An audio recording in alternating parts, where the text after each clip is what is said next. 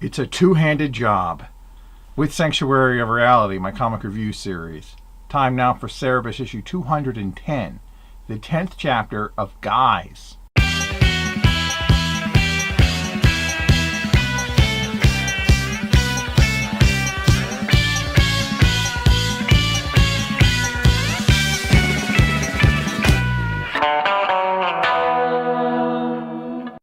Bear finally concludes his chastising of Cerebus for his reaction to his peers' rejection of the graphics reads that he enjoyed, claiming that Cerebus's bad attitude isn't even really about that graphic read.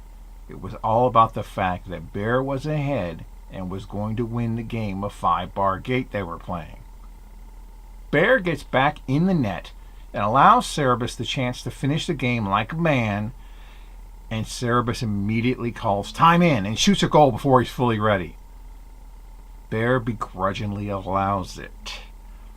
Cerebus takes his next shot, and despite Bear being over twice his size, Cerebus manages to outmaneuver him and scores another goal, though striking Bear's hand hard on the way in and even leaving Cerebus' own hand bleeding as a result.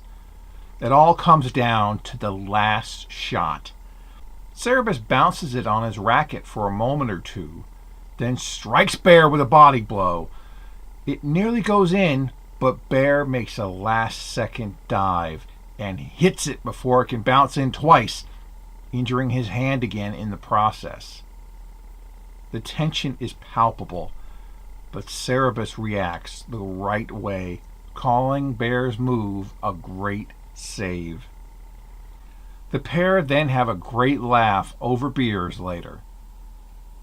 Soon, Marty enjoys some wine. And finally, Mrs. Thatcher addresses the men of the bar concerning how the bar could be torn down should she find out any young woman was enticed into coming onto the property.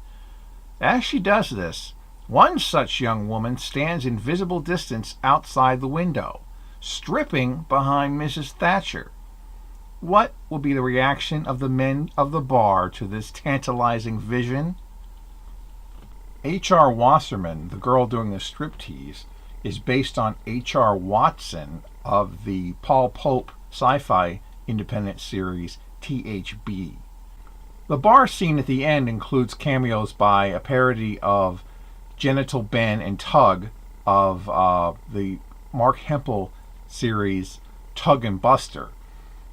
The former Genital Ben's parody, known here as Gently Bent, will actually become a recurring character starting next issue. Once we get past the extensively weighty Bear Stern talking to, and we get down to the nitty-gritty of the story, it's actually a pretty gripping issue in a classic sports challenge kind of way. This won't be the last time we get an issue devoted to a 5-bar gate showdown. I will say that much.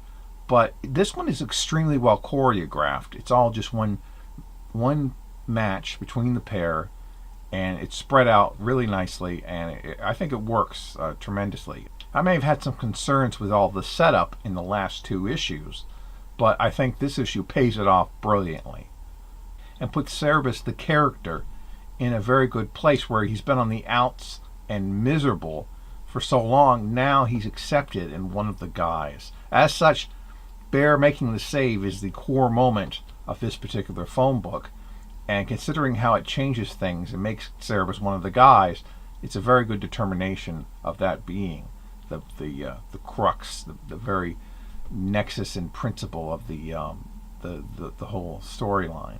Next time, Mongoose on the Loose.